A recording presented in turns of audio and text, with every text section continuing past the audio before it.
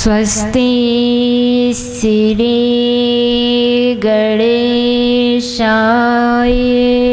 नमः।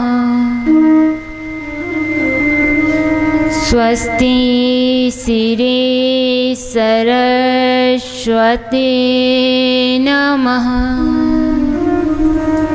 स्वस्ति श्री गुरुचरण कमलाभिहो नमः। गजाननं भूतिगणादिसेवितं कपेत्तजम्बूफलचारुभक्षितम् उमासुतं शोकविनाशकारकं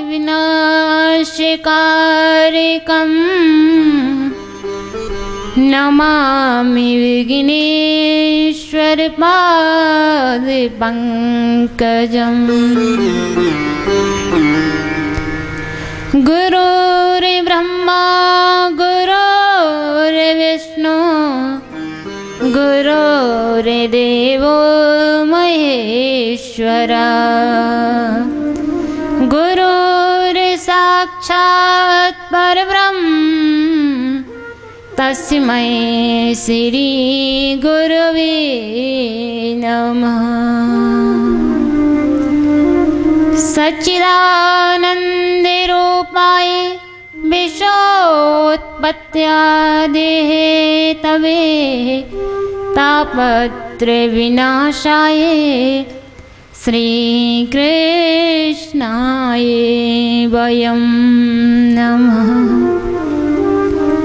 जय जय राधा रमण जय जय नवल किशोर जय गोपी चित चोर प्रभु जय जय माखन चोर। अंजनी स्तोत्रवंदन करूं महावीर बलवंत करी साहे रघुवंश की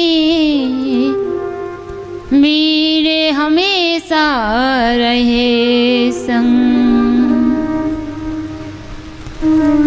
वीर हमेशा रहे संग सदा दीनन हितकारी सीता की सुदिलई वीर गढ़लंक चराई। मैया वीणावादिनी हइयो हंस सजाए नाव पड़ी मझधार सुखी चेल गई पार। वर्षाने की राधिका प्यारी नंदी गाँव के घनश्याम उन दोनों के चरणों में मेरा कोटि कोटि प्रणाम। मेरा कोटि कोटि प्रणाम। बोली वृंदावन बिहारी लाल की जय। राधा रानी अलवेली सरकार की जय। सदगुरुदेव भगवान की जय। दादू दयाल भगवान की जय। श्री श्री 1008 महामंडलेश्वर संत श्री ज्ञानदास जी महाराज की जय। अवंतिका नगरी की भूत भवन भोलेनाथ की चार भुजानाथ भगवान की अनंत बलवंत संत श्रोमणी हनुमंत लाल की लड्डू गोपाल की श्रीमद् भागवत महापुराण की समस्त देवी देवताओं की समस्त संतों की जय। समस्त भक्तों की जय। अपने अपने माता पिता की जय। जय जय श्री राधे जय जय श्री राधे जय जय श्री राधे। श्याम गावो विश्वस्य मात्रा हरि गो श्या राम मैं सब जग जानी करो प्रणाम जोर जुग पानी। सर्वप्रथम सद्गुरुदेव भगवान के चरणों में मेरा कोटि कोटि नमन बंधन। श्री श्री 1008 महामंडलेश्वर संत श्री ज्ञानदास जी महाराज के चरणों में मेरा कोटि कोटि नमन वंदन। दूर दराज से पधारे हमारे वृद्धजन भाइयों, माता अनसुईया के पद चिन्हों पर चलने वाली हमारी बहनें और समस्त भक्तों को मेरा राधे श्याम सीताराम।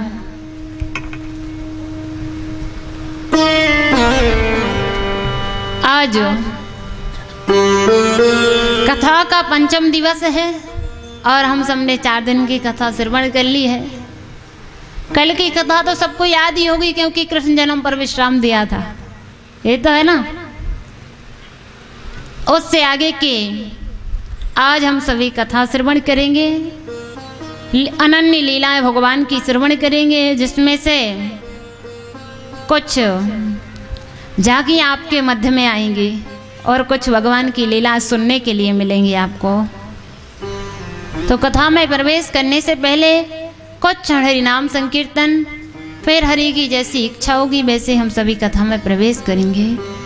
बोले बाकी भी हरि लाल की गोविंदे बोलो हरि गोपाल बोलो गोविंदे बोलो हरि गोपाल बोलो गोविंदे बोलो हरि गोपाल बोलो हरि गोपाल बोलो राधा रमण हरि गोविंद बोलो राधा रमण हरि गोविंद बोलो राधा रमण हरि गोविंद बोलो राधा रमण हरि गोविंद बोलो गोविंद बोलो हरि गोपाल बोलो गोविंद बोलो हरि गोपाल बोलो।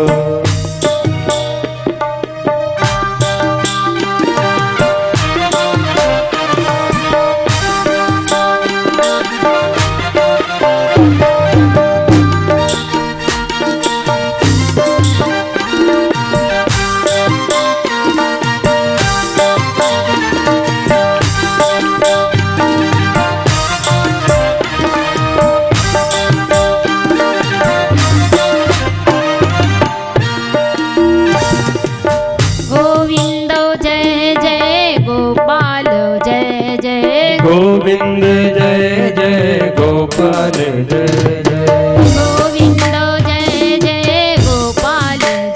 जय गोविंद जय जय गोपाल जय जय राधा रमण हरि गोविंद बोलो राधा रमण हरि गोविंद बोलो गोविंद बोलो हरि गोपाल बोलो गोविंद बोलो हरि गोपाल बोलो।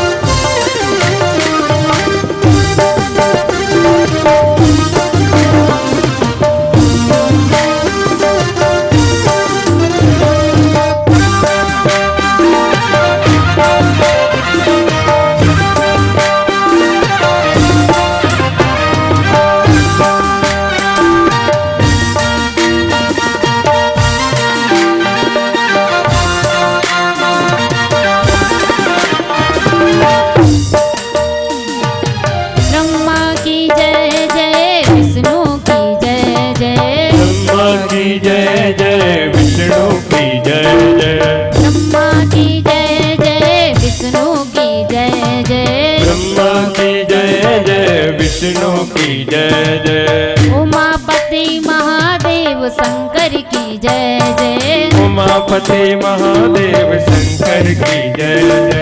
उमापति महादेव शंकर की जय जय। उमापति महादेव शंकर की जय जय।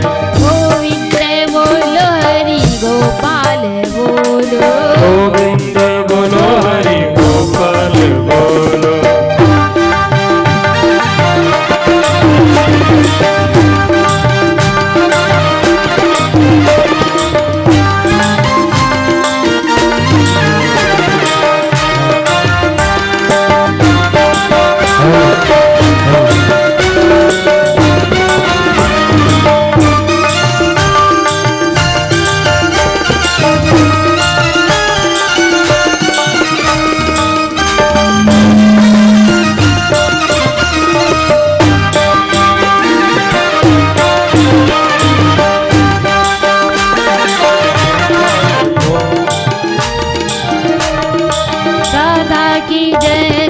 रुक्मणी की जय जय। राधा की जय जय रुक्मणी की जय जय। राधा की जय जय रुक्मणी की जय जय। राधा की जय जय रुक्मणी की जय जय। बंसी बजैया कृष्ण कान्हा की जय जय। बंसी बजैया कृष्ण कान्हा की जय जय। बंसी बजैया कृष्ण कान्हा की जय जय। बंसी बजैया कृष्ण कान्हा की जय जय। गोविंद बोलो हरि गोपाल बोलो। गोविंद बोलो हरि गोपाल बोलो। गोविंद बोलो। गोविंद बोलो हरि गोपाल बोलो। गोविंद बोलो हरि गोपाल बोलो। गोविंद बोलो हरि गोपाल बोलो। गोविंद बोलो हरि गोपाल बोलो। गोविंद बोलो हरि गोपाल बोलो। गोविंद बोलो हरि गोपाल बोलो। गोविंद बोलो हरि गोपाल बोलो। गोविंद बोलो हरि गोपाल बोलो। गोविंद बोलो हरि गोपाल बोलो। गोविंद बोलो हरि गोपाल बोलो। ओ गोविंद बोलो हरि गोपाल बोलो। गोविंद बोलो हरि गोपाल बोलो।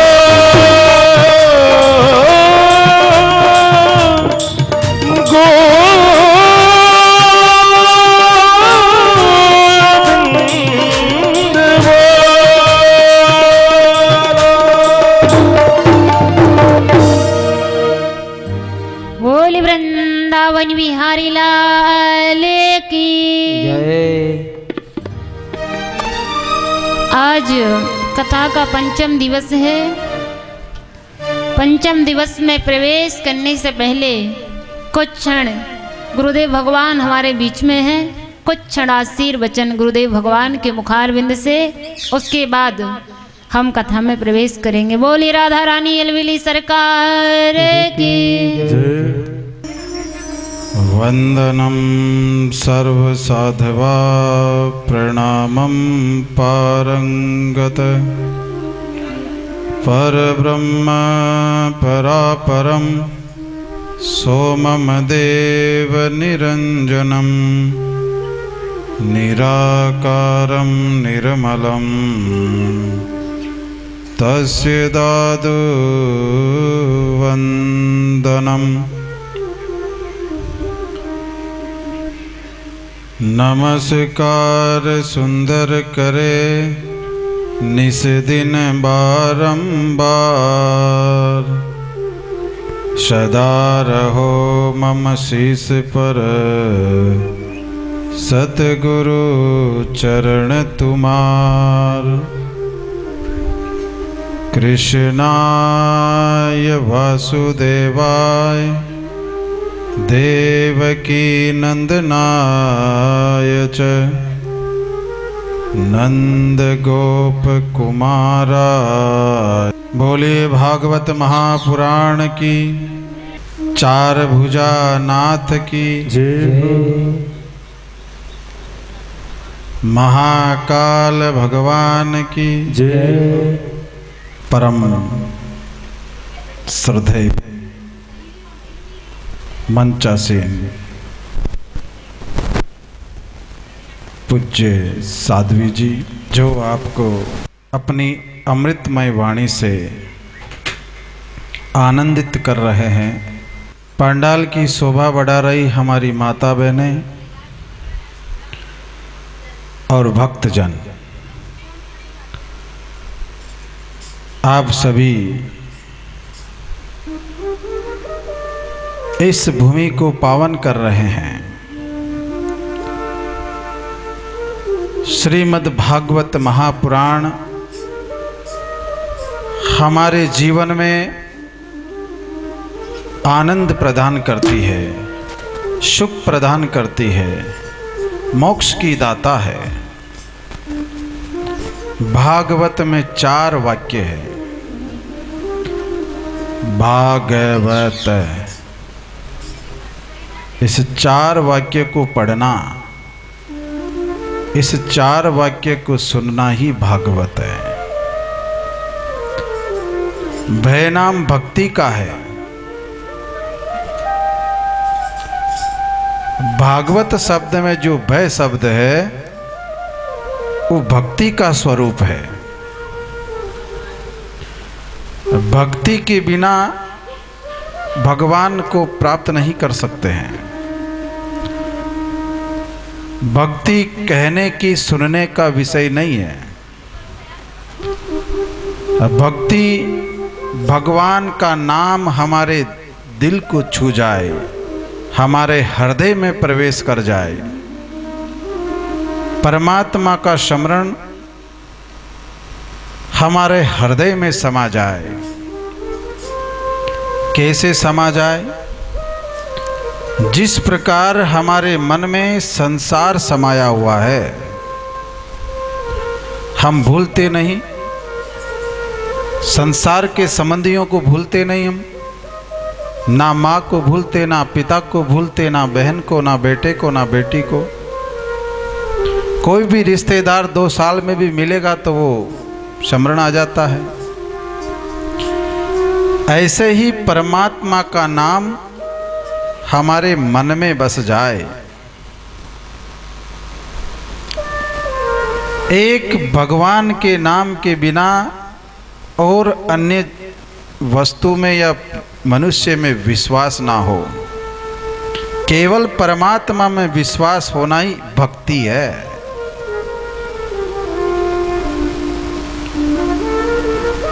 जिसका विश्वास होता है, मन चंगा तो कटौती में गंगा, ऐसा मन होना चाहिए।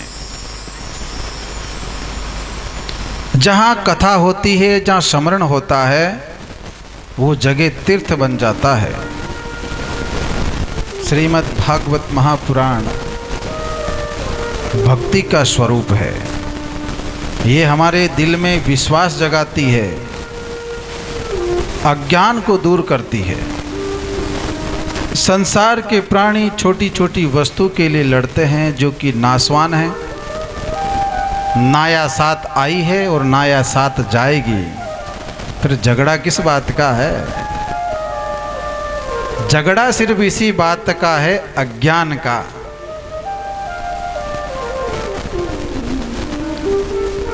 ज्ञान नहीं होने से लोग झगड़ते हैं, ये मेरा है, ये तेरा है। जब ऊपर वाले का आदेश आ जाता है कि या ना तेरा है ना मेरा, ना इसका, तू मेरा है, तू मेरे साथ चल, या तेरा कुछ नहीं है, तू जबरदस्ती कब्जा करके बैठ गया। तो ये ज्ञान होना चाहिए। भक्ति ऐसी होती है कि एक बार भगवान के नाम में विश्वास हो जाए, परमात्मा की लीला में विश्वास हो जाए तो कोई कार्य संभव नहीं है। भगवान हमारे सारे कार्य अपने आप करते हैं, लेकिन विश्वास होना चाहिए। श्रावण का मास चल रहा था। भक्त संत ओम नमः शिवाय, ओम नमः शिवाय कर रहे हैं। कोई जल चढ़ा रहा है, कोई दूध की धार चढ़ा रहा है, कोई पंचामृत से अभिषेक कर रहा है महादेव का। माता पार्वती ने भ्रमण किया कि देखें कि महादेव की कौन कौन कैसी पूजा कर रहा है, भगवान की कृपा भक्तों के ऊपर कैसी है, भगत कैसे हैं। तो माता पार्वती जब भ्रमण के लिए निकली तो एक जगह देखा कि एक महात्मा बैठे हुए हैं आँख मूंद करके, नहीं कुछ बोल रहे हैं, नहीं कुछ देख रहे हैं, ना कोई चर्चा कर रहे हैं, सिर्फ बैठे हैं, ध्यान में बैठे हैं। वो किसका ध्यान कर रहे हैं? भोलेनाथ का, कि बाबा बड़ा भोला है, जल्दी प्रसन्न हो जाता है, उसका ध्यान कर रहे हैं। और उनके आगे अन्न और वस्त्र का ढेर पड़ा हुआ, जिनको आवश्यकता ही नहीं है। ढेर का क्या करें, तन ढकने को कपड़ा चाहिए, एक टाइम का 2 रोटी चाहिए भूख मिटाने के लिए। पार्वती जी ने विचार किया कि भोलेनाथ जो है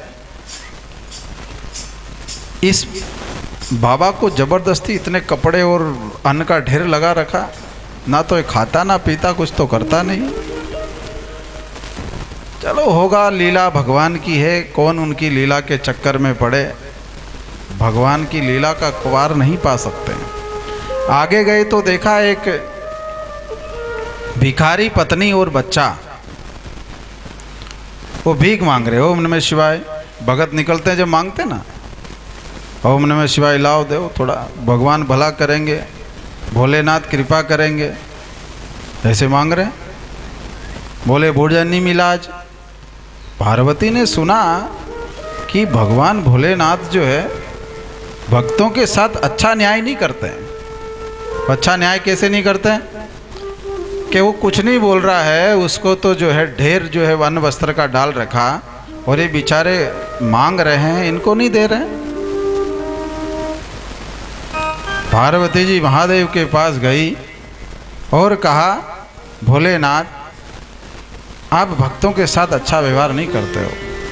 बोले क्यों? कि जिसको नहीं चाहिए उसके आगे ढेर लगा रखा है, और जिसको चाहिए उसको आप कुछ नहीं दे रहे हो। तो महादेव ने कहा, देवी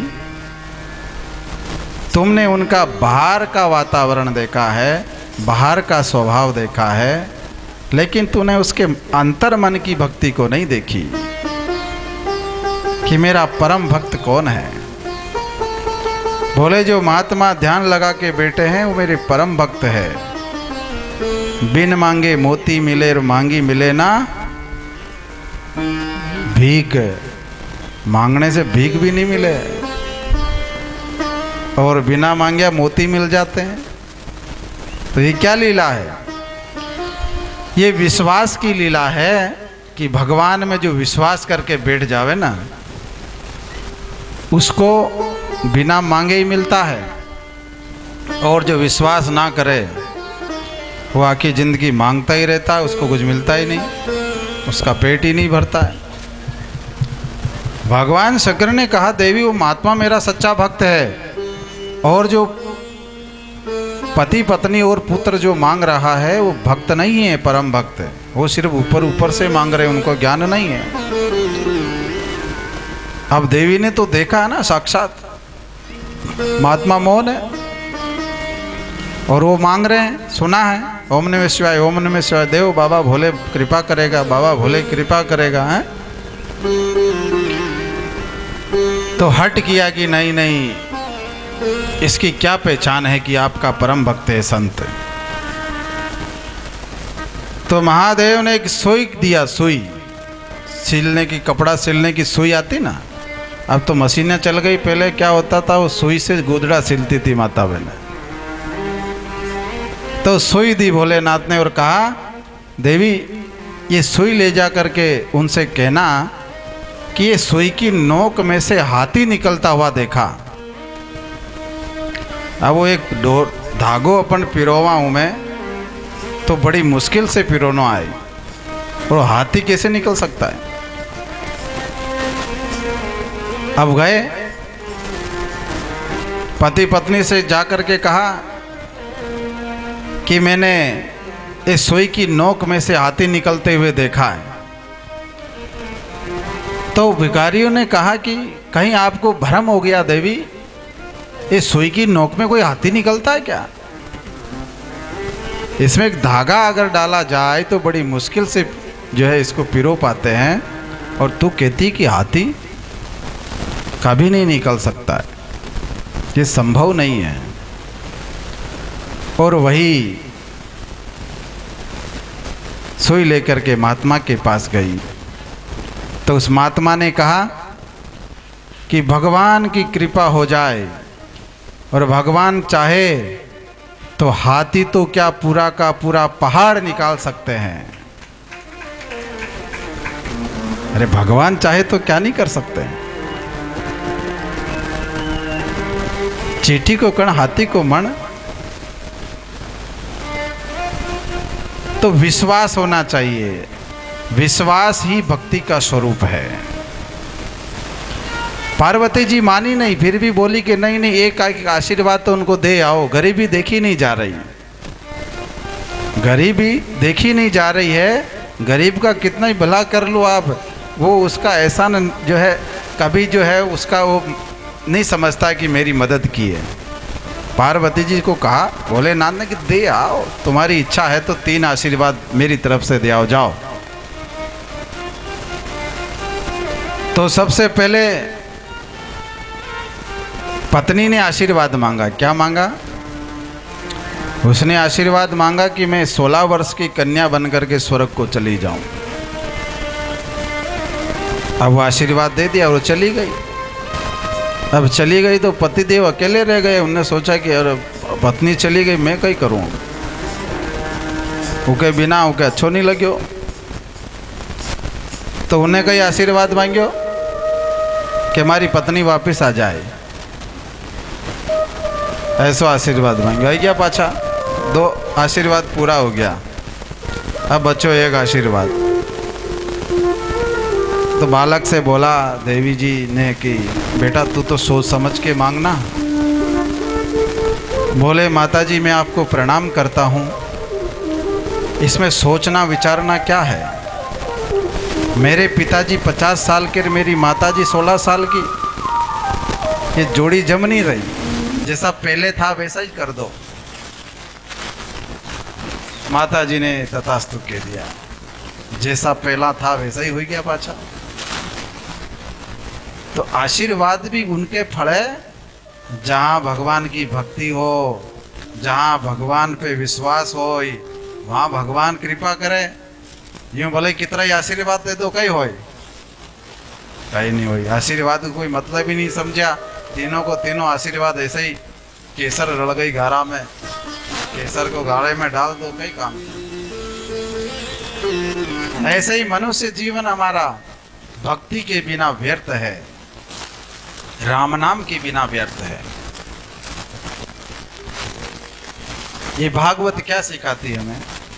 भागवत महापुराण भक्ति सिखाती, कैसे भगवान की भक्ति की जाए। ये ज्ञान सिखाती है, वैराग्य सिखाती है। वैराग्य कैसा? वैराग्य ऐसा होना चाहिए कि सब मोह माया है, अपना कुछ नहीं है। और जो मोह में पड़ गया वो कभी मोक्ष को प्राप्त नहीं होता है। जीते जी मन से इस संसार को त्याग दो। शरीर से मत त्यागो, शरीर तो घर में ही रखो, लेकिन मन से त्यागो। मन से ऐसा रखो कि मेरा प्रभु, मेरा भगवान मेरा है, बाकी मेरा कोई नहीं है, साथ देने वाला कोई नहीं है। जब संकट आता है तब भगवान की शरण में व्यक्ति जाता है। भक्तिवान होता है तो भगवान उसकी सुनते हैं, जो भक्तिवान नहीं होता है उसकी सुने ही नहीं। मतलब ही आदमी है, काम पड़े तो आयो, नहीं तो आवे नहीं हो। भगवान भी तो देखे कितनी भक्ति करी तुमने, आशीर्वाद ऐसे थोड़ी मिले रास्ता में। तपस्या करते करते शरीर के हाड़ मांस सूख जाते हैं, ऐसी तपस्या होती है। एक मना लागा रहे अंत मिलेगा सोई। गुरु महाराज कह रहे हैं कि एक मना लागा रहे, अंत में क्या होगा? मिलेगा, भगवान मिलेंगे, दर्शन होंगे, हमारा जीवन धन्य होगा, पावन होगा। और संसार वाले कैसे हैं? झूठे करे कि मेरा छोरा, हमारी छोरी, मेरा संबंधी, मेरा ये, मेरा वो। कब तक अपना बना करके रखते हैं? जब तक आप काम करते हैं। काम मत करो। जवान बेटा काम नहीं करे, रोज कहे कि मैं तो हलवा पूड़ी खाऊं, खिलाओ, और काम बिल्कुल नहीं करे, वो रोज नई नई चीज बनवावे, तो कह दोगे कि कहीं चलियो जा आगो तू तो रोज रोज क्यों दुखी करे हमारे, हैं? कहता नहीं। आप स्वार्थ सब सगे, आप प्राण स्नेही नाई। संसार के लोग सिर्फ तन और धन से स्नेह करते हैं, मन से कोई स्नेह नहीं करता है। एक महात्मा के पास एक चेला आता जाता रहता था। तो कुछ समय बीतने के बाद उसका विवाह हो गया।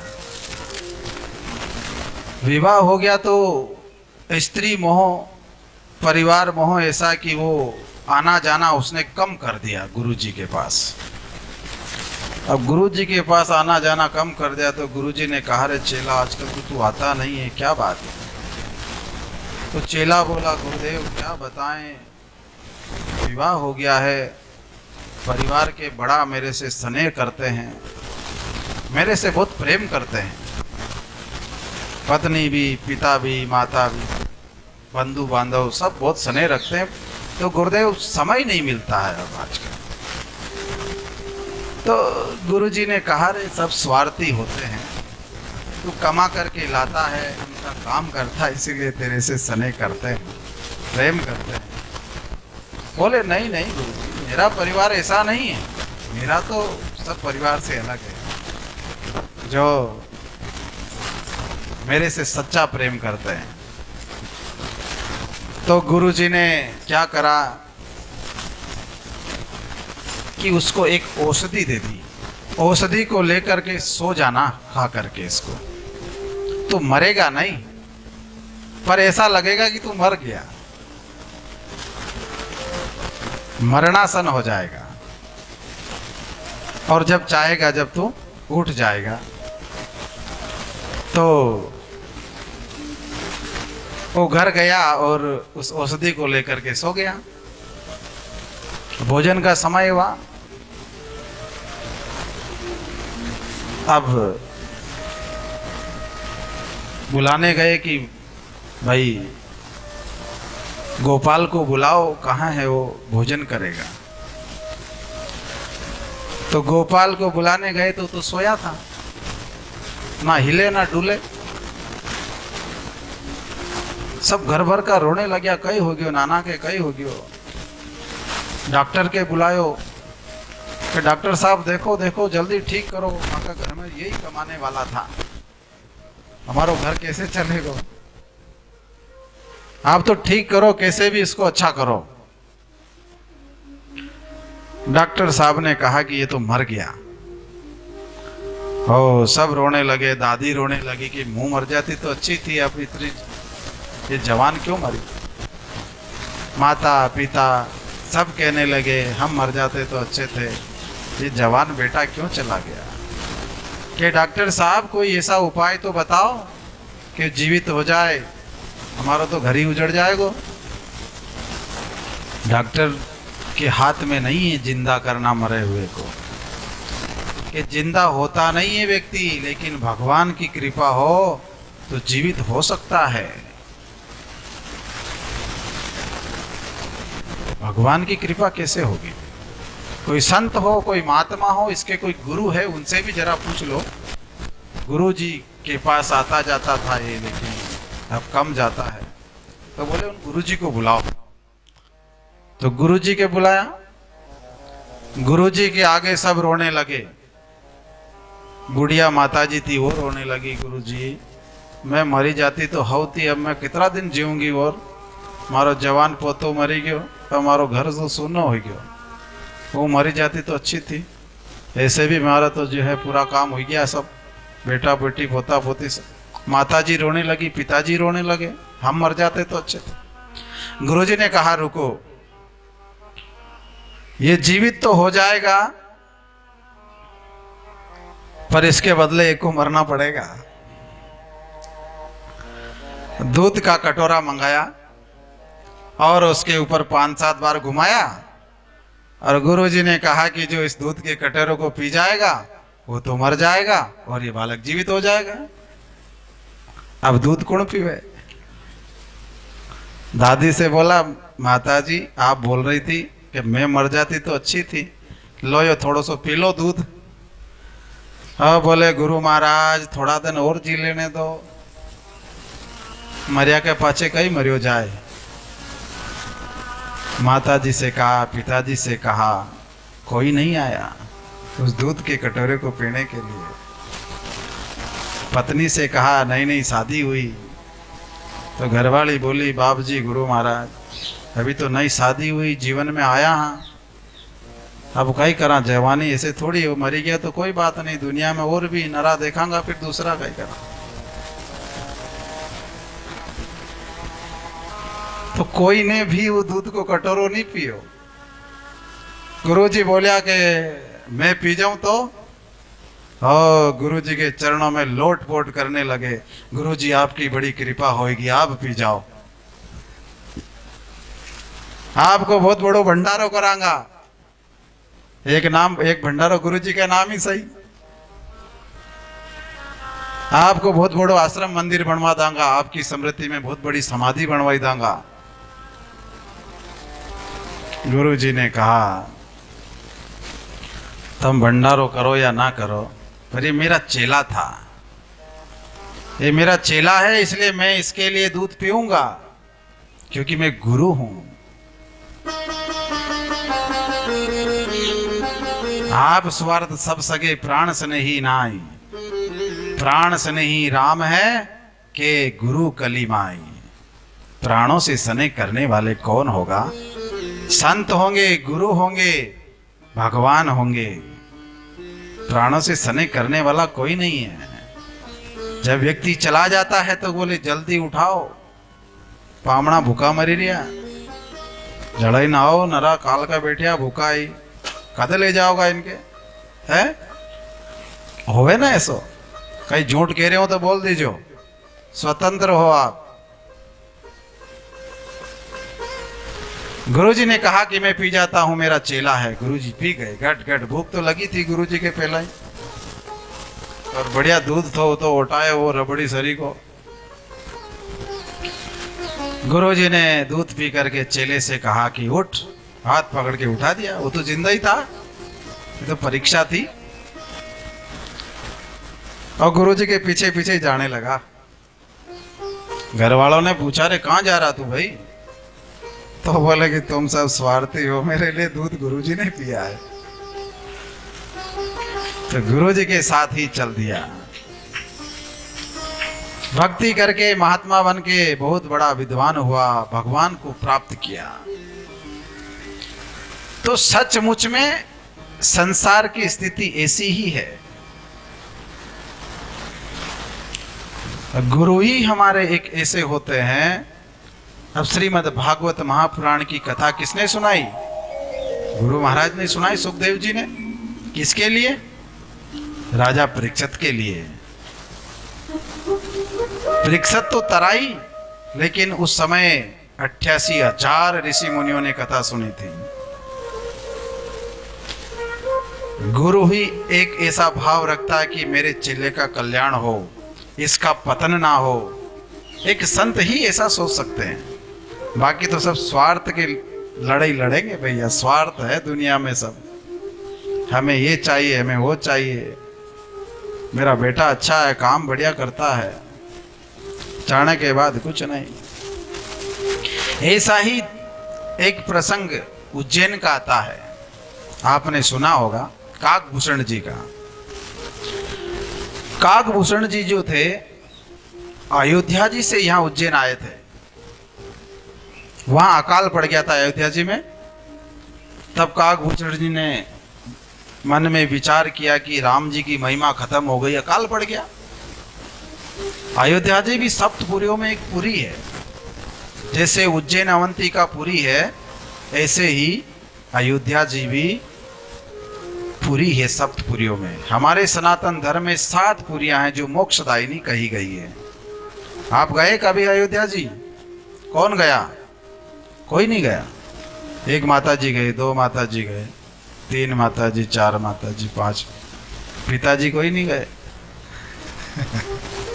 हाँ, तीन चार गए।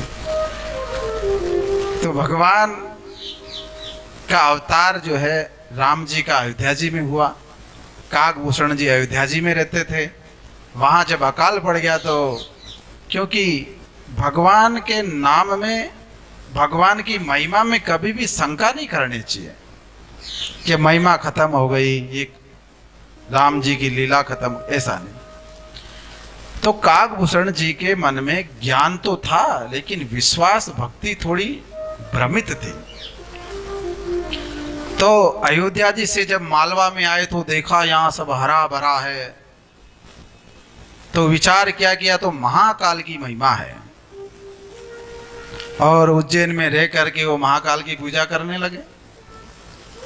उनके गुरु महाराज से एक जो है पूजा पद्धति सीख ली उन्होंने। अब नित्य गुरु जी का स्मरण करते थे, पूजा करते थे जब, और कभी गुरु जी आ जाते तो उनका सम्मान में खड़े हो जाते थे। ऐसे पूजा करते करते कई दिन व्यतीत हो गए। तब एक बार मन में विचार आया कि मैं गुरु जी का सम्मान क्यों करूं। गुरु जी आए तो खड़े नहीं हुए। संत महात्मा गुरुजन जब आते हैं तो खड़े हो जाना चाहिए सम्मान में उनके। तो काकभूषण जी खड़ा नहीं हुआ तो भगवान शंकर प्रकट हो गए, और भगवान शंकर प्रकट होकर के काकभूषण जी को श्राप दे दिया कि तूने गुरु का अपमान किया है तो 1000 योनि सरप की भोगनी पड़ेगी तेरे को। ओहो, इतना बड़ो श्राप, 1000 योनि। जब गुरुजी ने सुना तो गुरुजी का भाव जो है चेले के प्रति ऐसा था, भगवान शंकर से प्रार्थना करने लगे गुरु महाराज कि कर्पूर गौरम करुणा अवतारम संसार सारम भुजगेंद्रहारम सदा वसंतम हृदयारविंदे भवम भवानी सहितम नमामि नमामि नमामि नमामि। आपको प्रणाम है भोलेनाथ, आप कृपा करो इसके ऊपर, आप इसको आशीर्वाद दो। 1000 योनि सरप की कैसे काटेगा ये भक्ति से वंचित रह जाएगा, ये अबोध है, अज्ञानी है, इसके ऊपर कृपा करो, इसको आशीर्वाद दो। अब महादेव तो महादेव है, प्रसन्न हो गए कि देखो गुरु का चेले के प्रति कितना अच्छा भाव है, कि गुरु का अपमान होने के बाद भी गुरु ने चेले के लिए कितना भगवान से प्रार्थना की। तो भगवान शंकर ने कहा 1000 योनि तो भोगना पड़ेगी, लेकिन पता नहीं चलेगा कब कट गई। और इच्छा मृत्यु ये क्या है? गुरु कृपा कि कब कट गई पता ही नहीं चलेगा। अपने पास दुख आवे और कोई दुख ऐसा हो कि पता ही नहीं चले, निकली जाए वो साइड से, और कोई कोई दुख तो घर में आर बैठ जाए, जावे ही नहीं। तो ये गुरु कृपा है, भगवान की कृपा है। तो कहा कि आप स्वार्थ सब सगे प्राण से नहीं नाई। प्राण से नहीं कौन है? के साधु कली माई। कलयुग के अंदर या तो भगवान है और या फिर गुरु है। भगवान को क्या चाहिए? भगवान को धन दान ऐश्वर्य कितना दो, भगवान तो खुद देने वाला है। भगवान को हम 56 अभी भोग लगाएंगे, 56 भोग। ये भाव है हमारा कि हम भगवान को 56 भोग लगा रहे हैं। क्या भगवान 56 भोग का भूखा थोड़ी है कि भूखा ही बैठा होगा, सवेरे से अपन लगाएंगे जिदिच पाएगा, ऐसा तो नहीं है। लेकिन हमारा भाव है भगवान के अर्पण कर दें, भगवान को भोग लगा करके जीवें तो वो प्रसाद हो जाता है। और ये भक्ति है, ये भी प्रथम अवस्था। ऐसा करते करते हमारे अंदर के भगवान को पहचान जाएंगे, अंदर ही विश्वास हो जाएगा। वो कहा ना, सिया राम मैं सब जग जानी, पहले अभी बोला था साध्वी जी ने कि सब जग परमात्मा का वास है, कहाँ नहीं कण कण में है। करो प्रणाम जोर जुग पानी। जब व्यक्ति कुत्ते में डंडा ना मारे उसको प्रणाम करने लग जावे तो समझ लेना कि भक्ति जागृत हो गई है, क्योंकि सब में है भगवान। तो गधे में भी, घोड़े में भी, हाथी में भी। हाथी आ जाता तो अपन सोचते गणेश जी महाराज आ गए, प्रणाम करो पूजन करो, है।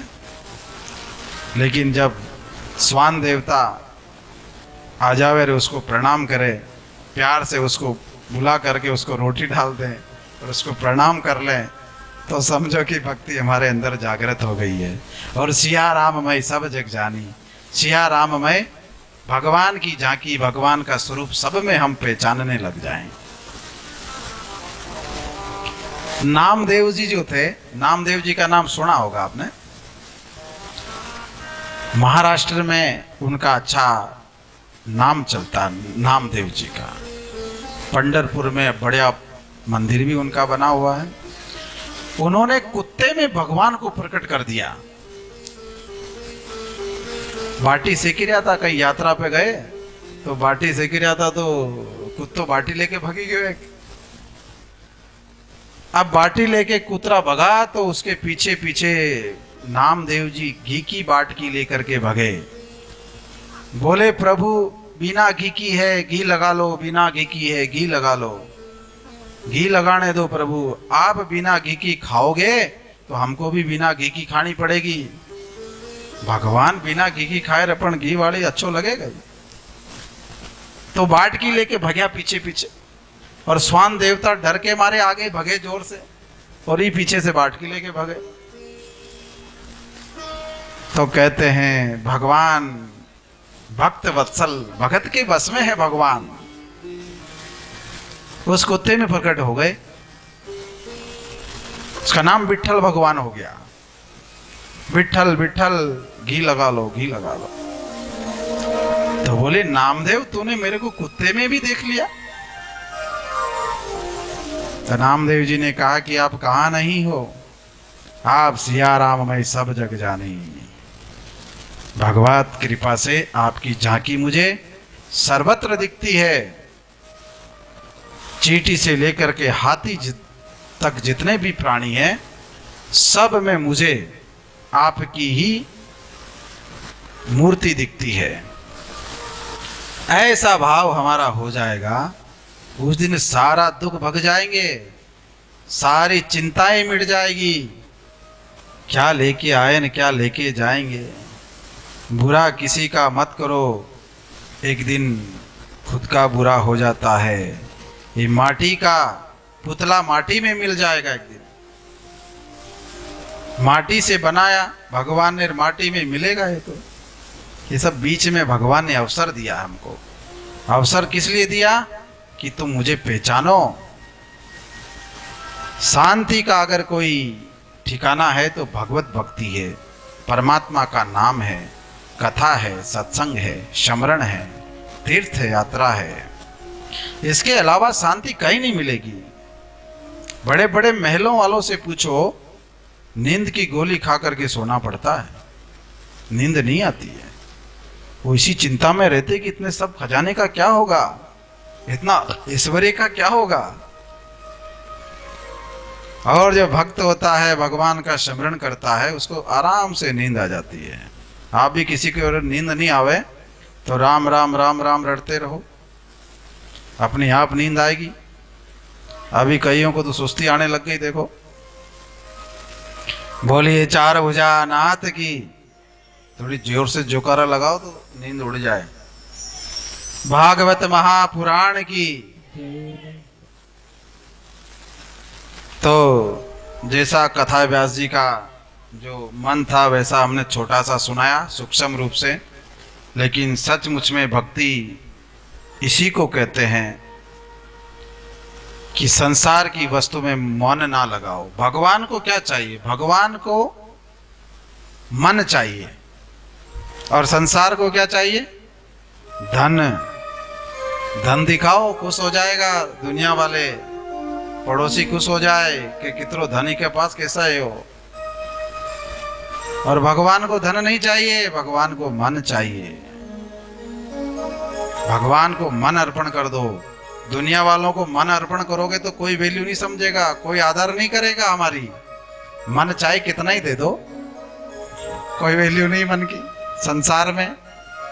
और भगवान के यहाँ मन की वैल्यू, धन की कोई वैल्यू नहीं है। बड़े बड़े लोग कभी कभी कहते हैं कि हमने इतना दान कर दिया, हमने भगवान को ये कर दिया वो कर दिया। हाँ भाई, तूने कर दिया, अच्छा करा, भगवान तेरे धन के ही भूखे थे। भगवान सबको देते हैं, आपको भी दिया है। वो सबको देते तो आपको भी दिया। भगवान भूखा उठाता लेकिन भूखा सुलाता नहीं है। एक बार लक्ष्मी जी ने क्या किया, भगवान की परीक्षा करी। देखिए सबको अन्न कैसे देते हैं। तो एक डिब्बी के अंदर एक चींटी को पैक कर दिया उन्होंने।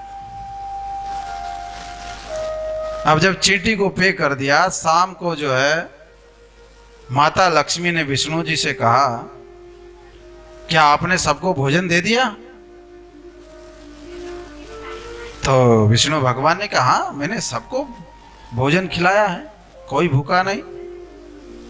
अच्छा एक को नहीं दिया? बोले कौन से प्राणी को, कौन से जीव को नहीं दिया? बोले मैं लेकर के आया। तो वो डिब्बी लेके आए। डिब्बी लेकर के आए, भगवान को खोल करके दिखाई तो चींटी थी, लेकिन चींटी के साथ में एक चावल का दाना भी था। तो लक्ष्मी जी चकित रह गई कि दाना कैसे आ गया इसमें अंदर, ये डिब्बी तो मेरे कब्जे में थी सवेरे से। भगवान विष्णु ने कहा, जब आप उसको पैक कर रही थी तब आपके तिलक में लगा हुआ एक चावल जो है उसमें गिर गया था। तो भगवान भूखा उठाता है पर भूखा सुलाता नहीं है। परमात्मा सब जगह पूर्ण रूप से देते हैं, लेकिन उसको विशेष देते हैं जो उनकी शरण में रहता है, जो उनके चरणों की भक्ति करता है, जो कथा का श्रवण करता है, उनको जानता है कि परमात्मा सर्वज्ञ है। मीरा के भगवान हुए, राधा के भगवान हुए, तो हमारे क्यों नहीं होंगे? ऐसे अनेक भक्त हुए हैं, अनेक भगवान की लीला है। इसीलिए भगवान में विश्वास रखनो, कथा में विश्वास रखो, उनकी लीला में विश्वास रखो। और कहीं विश्वास करो मत, दुनिया में सब धोखेबाज मिलते हैं। साथ ना आवे ना साथ जावे, वो तो मझधार में छोड़ के अलग हो जावे। इसलिए साथ देने वाला कौन है? परमात्मा है। ओम नमः शिवाय, ओम नमः शिवाय, नमः शिवाय, ओम नमः